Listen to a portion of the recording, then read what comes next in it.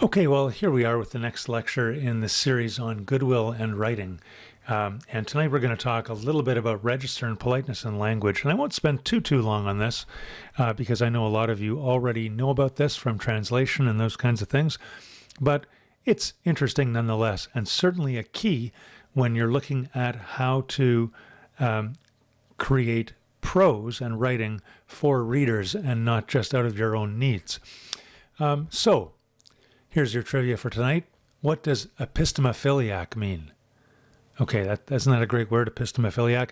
It comes from this thing from Merriam-Webster's dictionary, not the OED like last week, but Merriam-Webster's dictionary, American dictionary, and they have a polite words for impolite people. An epistomophiliac is somebody who strives excessively at knowledge.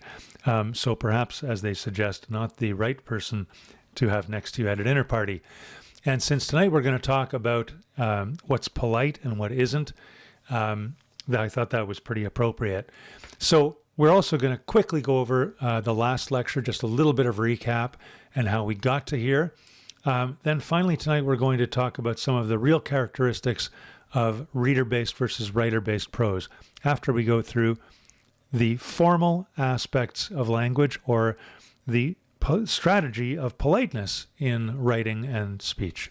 Okay, to recap, how did we get here? Well, last lecture we talked about how English history actually has created different levels of formal and informal speech at the roots of English, at the roots of modern English, with the intersection of different discourse groups, different clans, different tribes, different peoples moving all through the British Isles, and indeed England and the UK moving all through the world, and picking up more and more languages from more and more words from more and more languages.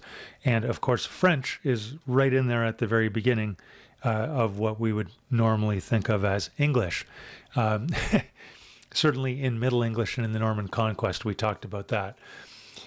We talked about the dictionary definition of words, their denotation, and how those change over time, but also how words can connote different things, right?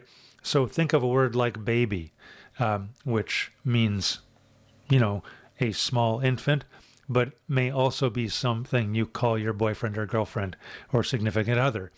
In a completely different sense, same word, different meanings. So you end up with polysemantic words in a polysemous language. Languages are polysemous. They can have words with lots of different meanings, and words have lots of different meanings. So here's a great example at the bottom here of the word fire, right? Which means kind of flame at its root level, and yet, it can be an instance of destructive burning, like a forest fire, or it can be burning material in a fireplace, or it can be the shooting of guns, ready, aim, fire, or it can mean metaphorically strong feelings or passion or enthusiasm.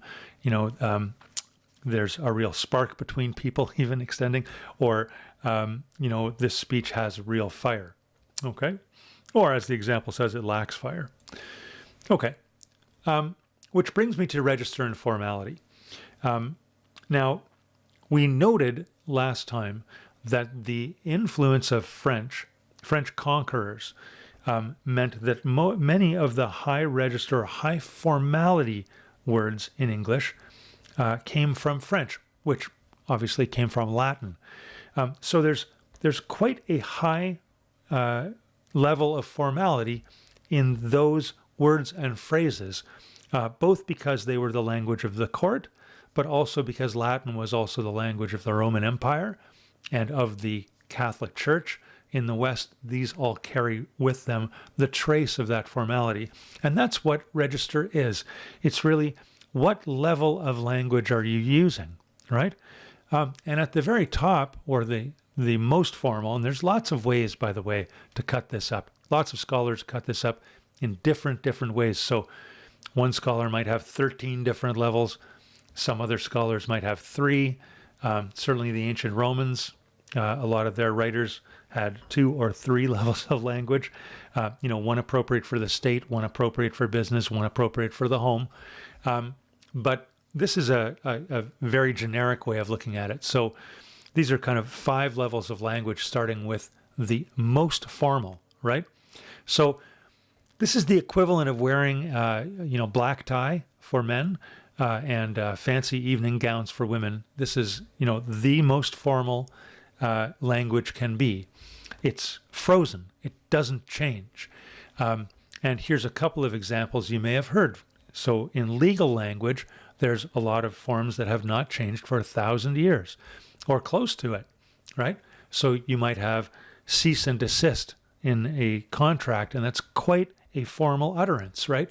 The same way, and I'll show you this in a second in more detail, liturgies and litanies in English have not changed either. So, to have and to hold when you get married, that goes back a very long way in the English language. That's frozen speech.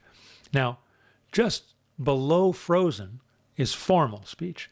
It's not frozen. It does change, but it has a lot of the same characteristics as frozen speech.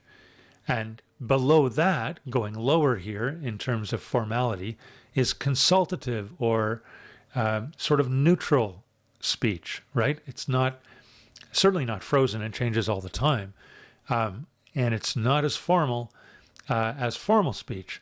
And just more casual, of course, is friendly or casual speech, the way you might speak with your peers, your friends when you're out. It's COVID. If you would be out, or if you're in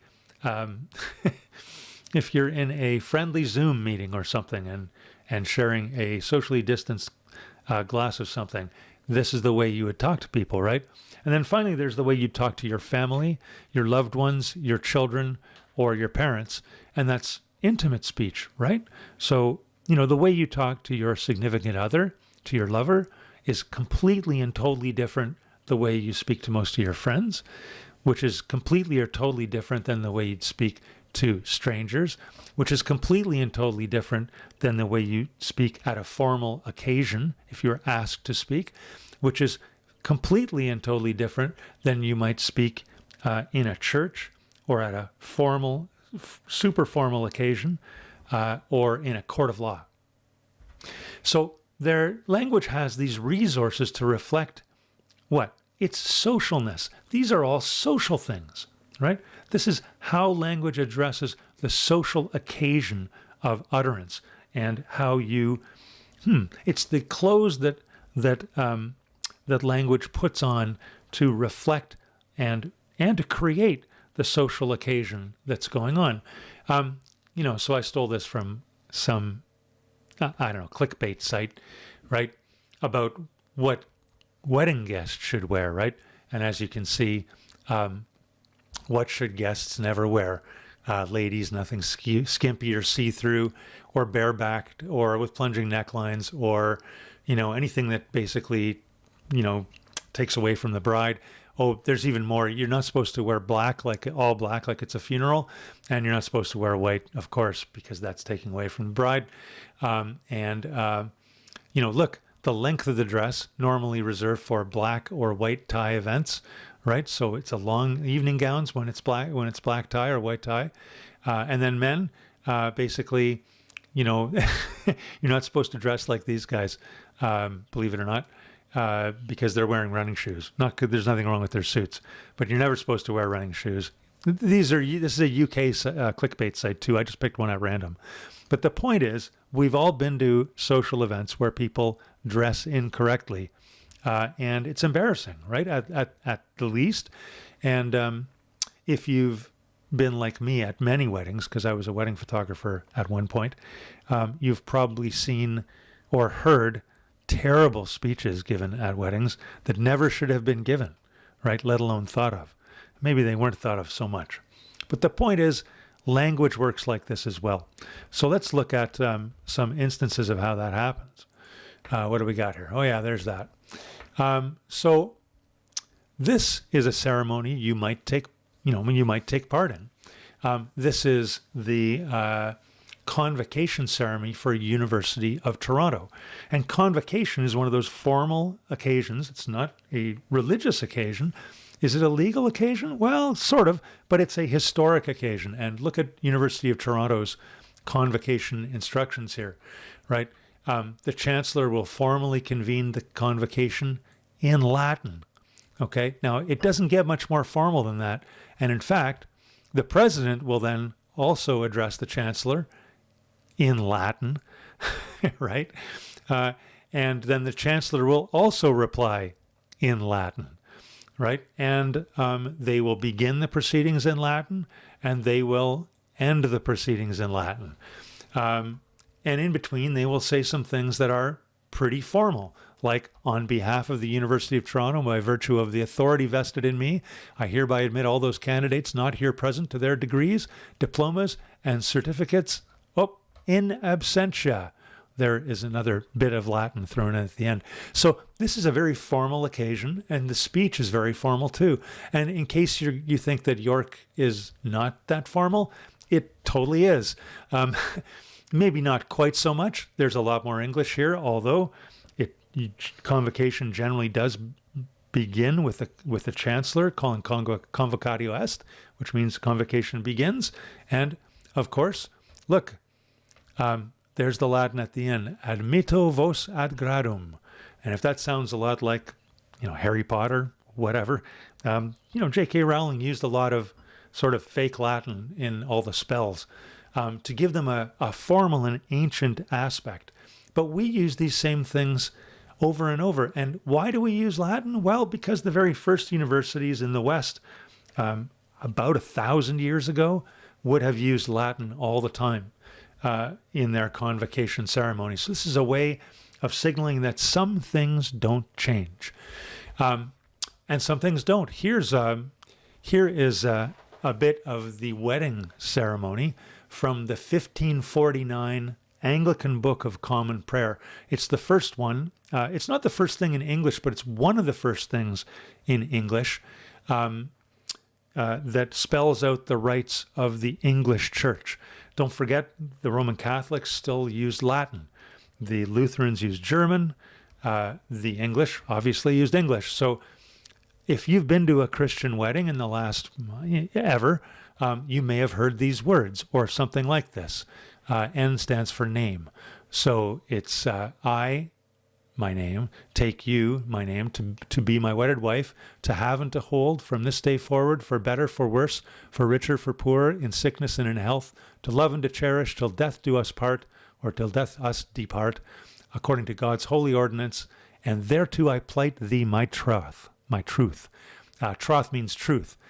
I don't know anybody who plights troth anymore. My sister did, actually, because she followed this form, but there you go. And it's the same, right? Right? With this ring I thee wed, right? With my body I thee worship, and with all my goods I thee endow, right? That, those are formal, frozen forms almost, that happen for the still important occasion of marriage.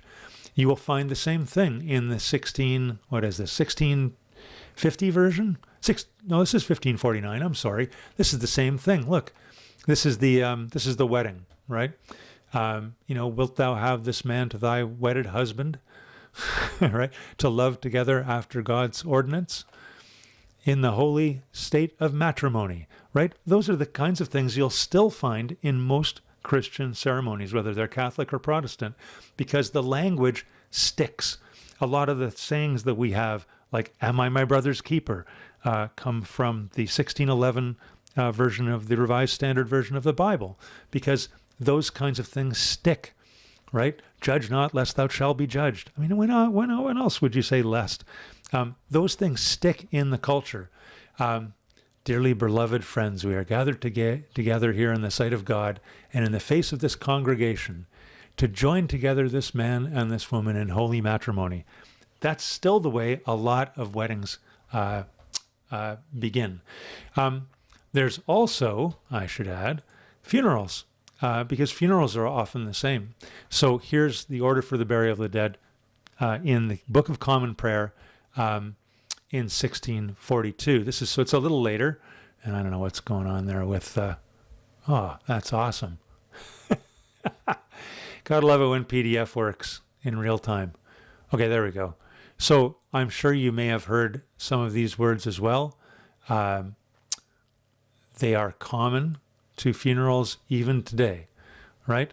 Man that is born of woman hath but a short time to live and is full of misery. He cometh up and is cut down like a flower. He fleeth as it were a shadow and never continueth in one stay, right? Or how about this one? We therefore commit his body to the ground, earth to earth, ashes to ashes, dust to dust. So frozen language doesn't change.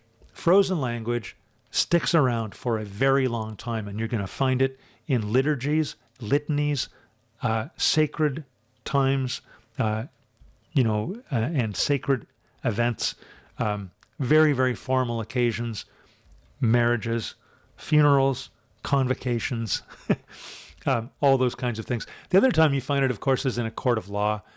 Anytime you are engaging into legal practice, you end up with a lot of frozen language because lawyers don't like to reinvent what already works, and that goes for hundreds and hundreds of years.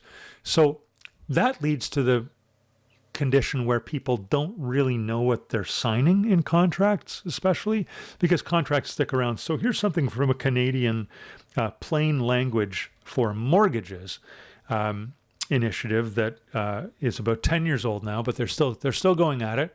This is a clause from a traditional mortgage contract. Again, legal language. I defy any of you to understand what this means, but just listen for a sec. It is agreed that in case default shall be made in payment of any sum to become due for interest at any time appointed for payment thereof, as aforesaid, compound interest shall be payable, and the sum in arrears from interest from time to time, as well as after a before maturity, shall bear interest at the charge rate. And in case the interest and compound interest are not paid on the next interest payment date after the date of a default, arrest shall be made, and compound interest at the rate aforesaid shall be payable on the aggregate amount then due, as well after as before maturity, and so on from time to time, and all such interest and compound interest shall be charged upon the charged premises. Wow. Shall be charged upon the charged premises. Now that is hard to untangle. You can, but, and it comes out in consultative or friendly language, much more friendly language, as this. If a regular mortgage payment is late, we calculate the extra interest you owe for being late every day using the annual interest rate of your mortgage. You pay interest on both the principal and the interest portion of the payment that's late. When we receive a payment, we will deduct the interest charges for the late payment and the interest owing on the principal amount first, before any part of the payment is applied to reducing the principal amount. We may also decide to apply the late payment to other amounts you may owe, for example, property taxes.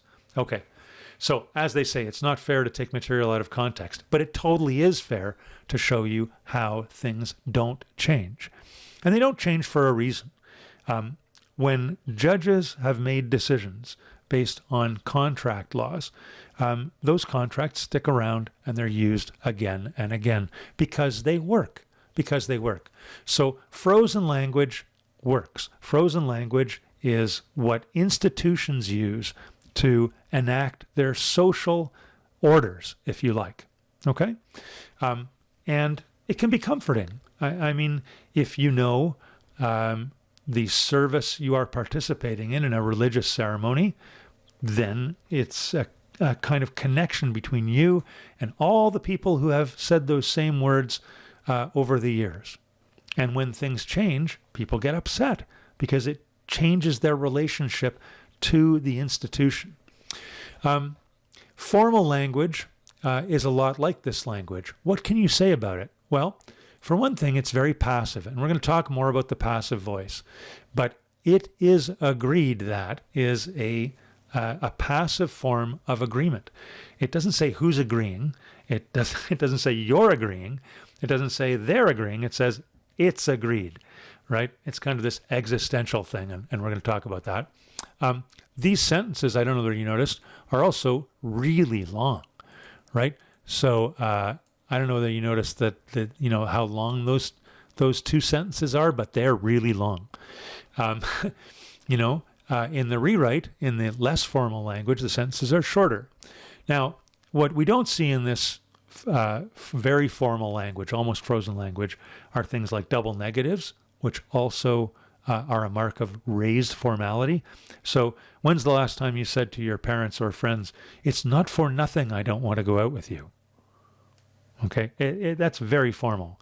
And I have to unpack that to mean, do I want to go out with you, or do I not want to go out with you?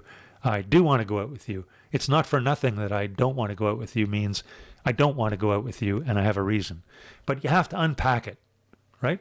You have to unpack that, those double negatives. Notice there's no contractions here, okay? So everything is spelled out in full. So long sentences, no contractions, double negatives, very, very complex passive voices. Those are all marks of very, very formal and frozen languages.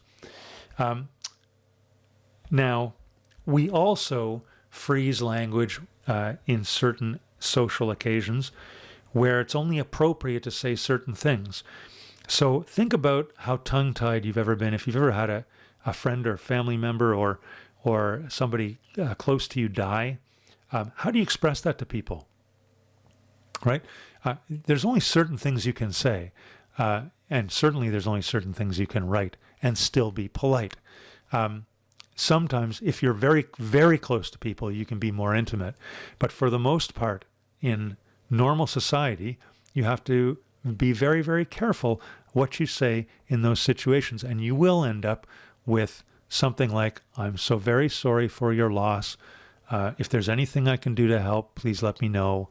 All those kinds of my sincere condolences on your loss. Those are formal as well. Because if you were intimate with somebody, you probably wouldn't say anything. That it's a very, very interesting situation. So, that's how these languages work, right? They work by, at these different levels. So you have these frozen levels, right? You have formal levels. You have friendly or consultative levels, which are neutral.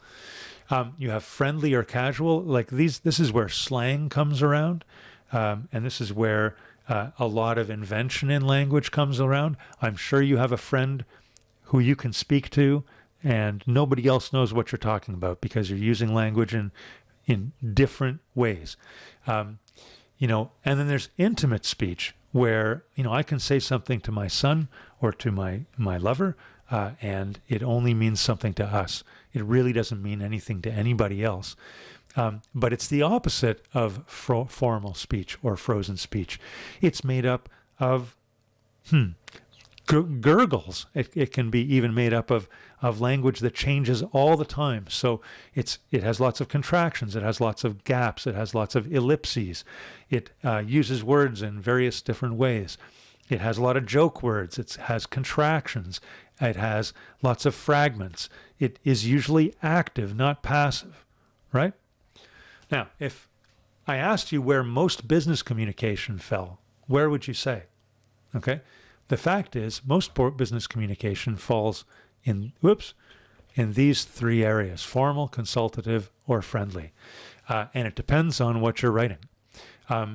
If you're writing frozen or highly formal things, it generally means you're a lawyer. And if you're writing very friendly things, it means you're probably texting or writing something, on Twitter, or writing something to someone you know well within a company.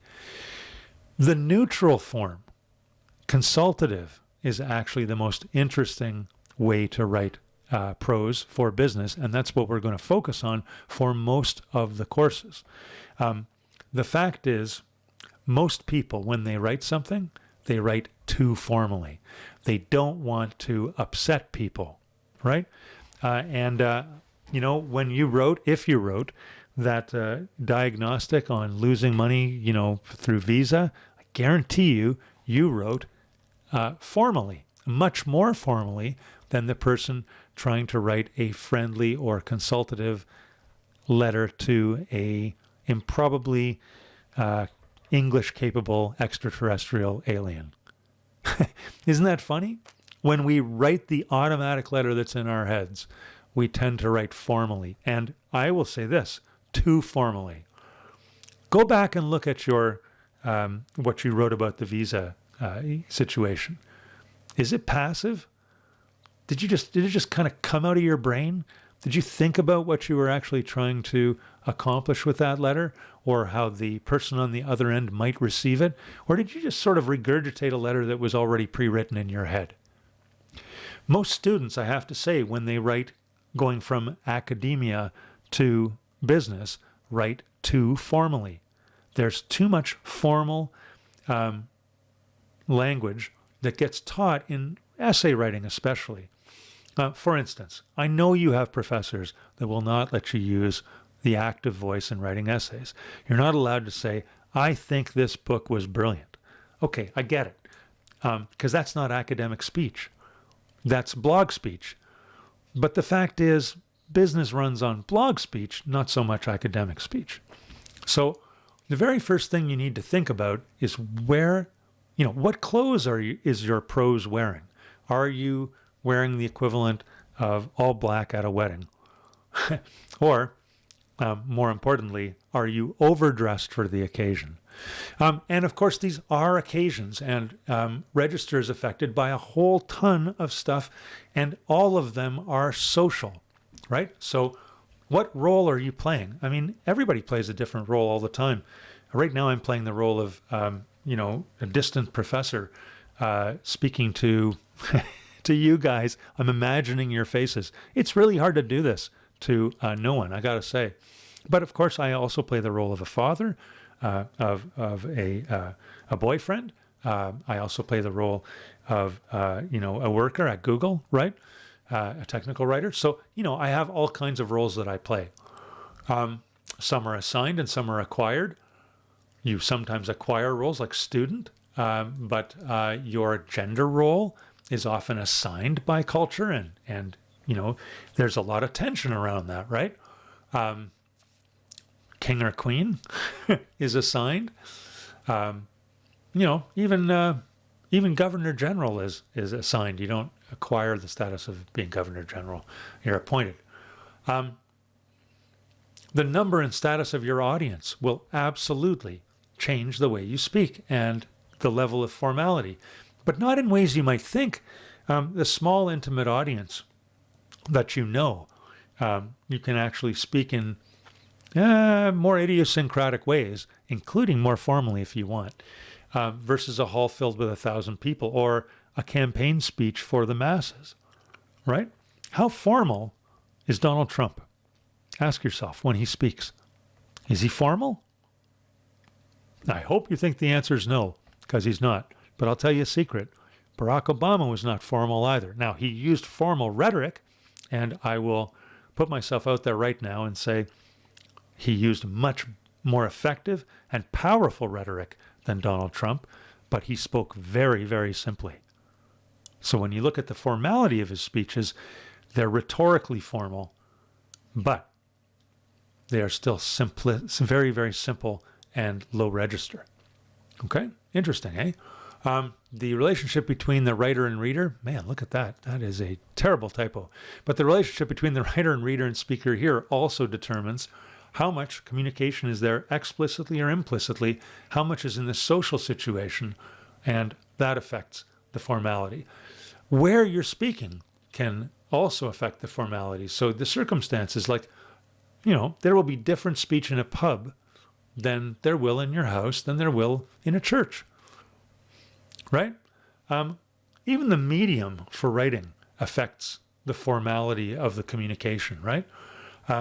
I think people automatically try to write more formally than they speak. And it's true. Writing is more structured than speech for the most part. I don't write all the time, but I say it a lot in these lectures just because Speech is that way. It's elliptical. I repeat myself because I have to repeat myself because it's not written. Now, having it recorded is a little bit interesting. That is a kind of writing. But the fact is, a lot of people, when they write differently than when they speak. And of course they do, and they should. But I have seen lots of writing instruction that says, hey, you should try to write the way you speak. And they say that so that you will make your writing less formal and more direct. But the fact is, don't try to write the way you speak. Just try to make your writing simple, clear, and active. Okay? Aim towards friendliness. You probably won't go wrong. Okay? Now, of course, if you are writing technical or scientific writing, if you are writing in ways that the style demands formality, then you have to do it. If you're a lawyer, you have to write like a lawyer. If you're a scientist, you have to write, especially when you're writing scientific documents, like a scientist. When you are an academic, you have to write like an academic. But when you're writing a blog for your company, or you are sending out something on social media, or indeed, you're writing something for your company internally for a large number of people, you want to come across, in North America anyway, friendly, direct, and focused. That's what North American business register really is. Friendly, direct, and focused. Okay? I hope that made sense to you. I'm going to shift gears a little bit now and talk about understanding readers' needs. And I'm going to give you a couple of examples here. Okay? You may have seen this on the course site. And you can see document plan and reader-based prose example. That's what I'm going to talk about right now. Okay? So let's have a look at that. Okay. So Linda Flower and John Hayes, a couple of people who have really looked at what makes for good writing, have done a lot of work on how people read and what they think about things. Now, I want you to look at this. Just look at this page. Okay? Do you want to read it? And you're lying if you say yes, because clearly you don't want to read this, right? It is, what's wrong with it? Well, first of all, just looking at it, not even reading it, just looking at it, it is like one big undifferentiated mass of gray prose, right? Isn't it? Like, would you really want to read that? I mean, there's a heading there, but chances are you do not want to read this. And then when you start to read it, it gets worse. Look at this. Work began in our project with the initial group decision to evaluate Oskaloosa Brewing Company. Oskaloosa Brewing Company is a regionally located brewing manufacturing several types of different beer, notably River City and Bro Cream Ale. This beer is marketed under various names in Pennsylvania and other neighboring states. As a group, we decided to analyze this organization because two of our group members also had frequent customer contact with the sales department. Also, oh, that's interesting. I can't even read that now. Also, we were aware that Oskaloosa Brewing had been losing money for the past 5 years, and we felt we might be able to find some obvious problems in its organizational structure. Okay, are you with me yet, or are you still sleeping? Hang in there, I'm going to read 2 more paragraphs. Our first meeting, held February 17th, was with the head of the sales department, Jim Tucker. Generally, he gave us an outline of the organization from president to worker and discussed the various departments that we might ultimately decide to analyze. 2 that seemed the most promising and more applicable to the project are the sales and production departments. After a few group meetings and discussions with the personnel manager, Susan Harris, and our advisor, Professor Charns, we felt it would be best suited our needs that Oskaloosa Brewing's needs to evaluate their bottling departments. During the next week, we had a discussion with the superintendent of production, Henry Holt, and made plans for interviewing the supervisors and line workers. Also, we had a tour of the bottling department. They gave us a first-hand look at the production process. Before beginning our interviewing, okay, blah, blah, blah, right? You guys don't want to read this, right? Why don't you run any of this? Okay, it's a group report for a professor. It's a case study report. And it's taken from one of Linda Flower and John Hayes' books. And it's a great example of prose that no professor wants to read. In fact, it's prose that nobody wants to read. A, because it's graphically undifferentiated and gray. It has one little title, group report. Yuck. Okay. B, because the structure of this thing is all over the place. You can't tell from one sentence to the next what they're going to talk about next. Can you? You read that to yourself carefully again and see just how the sentences don't really give you any clue about what's going to come next. The focus, in other words, which we'll talk about more in the next lecture, or the topic of this, is really scattered all over the place. But if I had to say what it was, I would say it was vaguely narrative. Okay? So, work began on our project, our first meeting held during the next week, the next steps, the bottling and packaging division. See, it's like this, it's like a 5-year-old telling you a story. First this happened, then this happened, then this happened, then this happened, then this happened. So there's no way for you to anticipate what's going to happen next. And frankly, it's written out of the need of the students to tell the professor what happened. Okay? Because that's what the professor asked, right? Give me a group report on your case study for your business plan. Okay, so that's great, except that it's not differentiated graphically. The focus of this is vaguely narrative, and it's egocentric. If you start looking at how many times they say our, or we, or as a group, or, any of those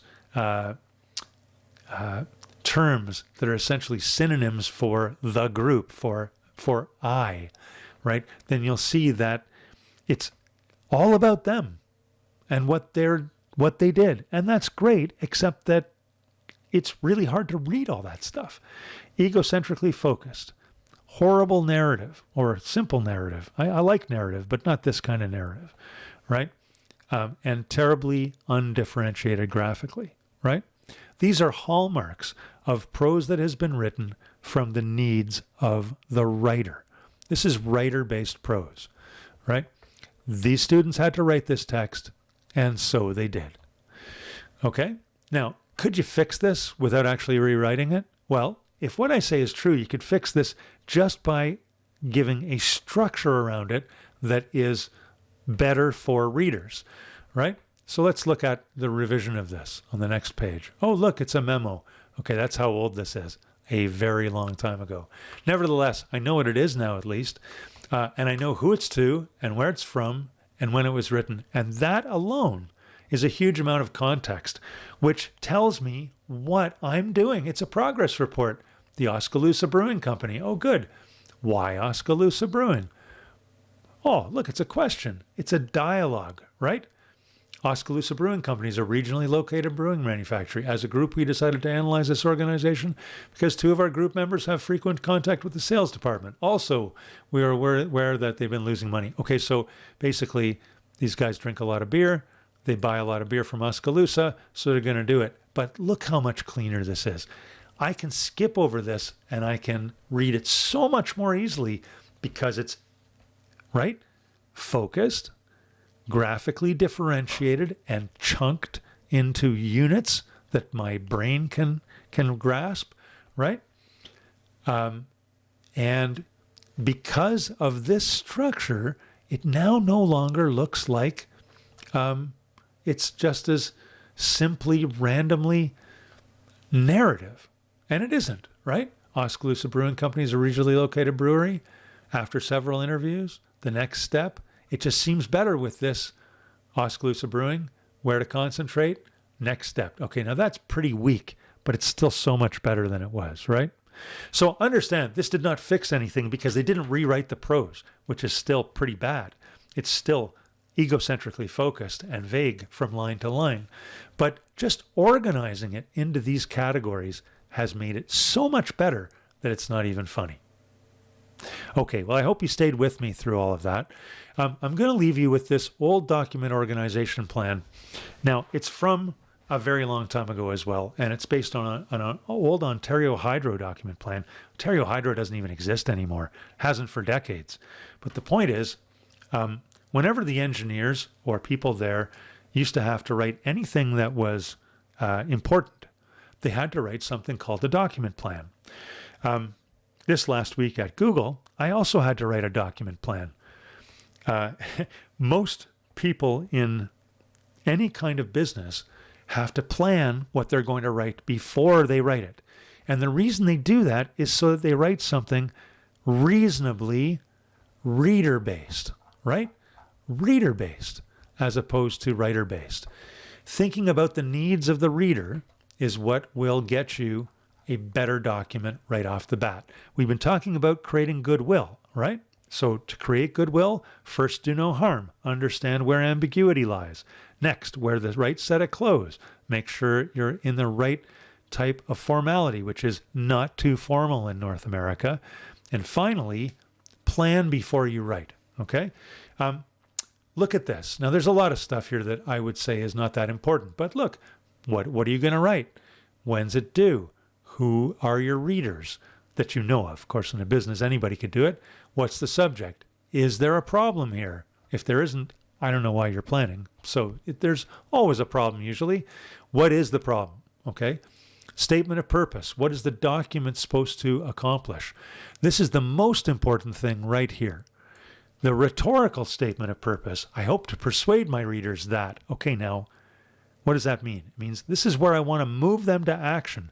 This is the action I want them to take. Okay? You should know that before you start writing. Otherwise, you're going to write out of your need instead of your reader's needs. What are specific items to cover? What are the recommendations, right?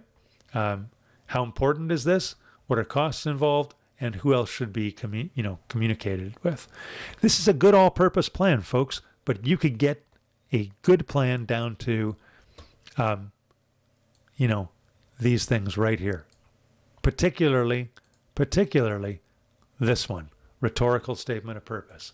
So if I ever ask you for a document plan, you don't have to follow this, okay? There's a lot here that you don't need to use, but you should always include the rhetorical statement of purpose, what you hope to accomplish. And as I said, this is all available online on the website, along with this lecture at this point. Okay? So I do hope that was a good overview for you of register, politeness, and writer-based and reader-based prose. We always want to do reader-based prose. Writer-based prose is usually a first draft kind of thing when you don't know why you're writing, you don't know what your purpose is, you don't know what actions you want people to take. Reader-based prose is what you want to produce. And one good way to get there is with a document plan. Okay, so in summary, written discourse itself is very social and as such has levels of markers of politeness, right? It's got levels of politeness and indeed marks of politeness. And the range of formality we have in English, for instance, is part of the social function of the language. It's both determined by the context and the occasion, and it shapes the occasion as well. And it's also, of course, as we saw last lecture, determined by history and context. Latinate terms, Frankified terms in English are higher register than their Anglo-Saxon counterparts. They really are, as I said, infants versus kids. And always, always, always plan for reader-based prose. In the next lectures, we're going to show you how reader-based prose really works. Questions, as always, put them in the e-class, and I will answer them. Okay. Take care, folks, and we'll talk to you soon.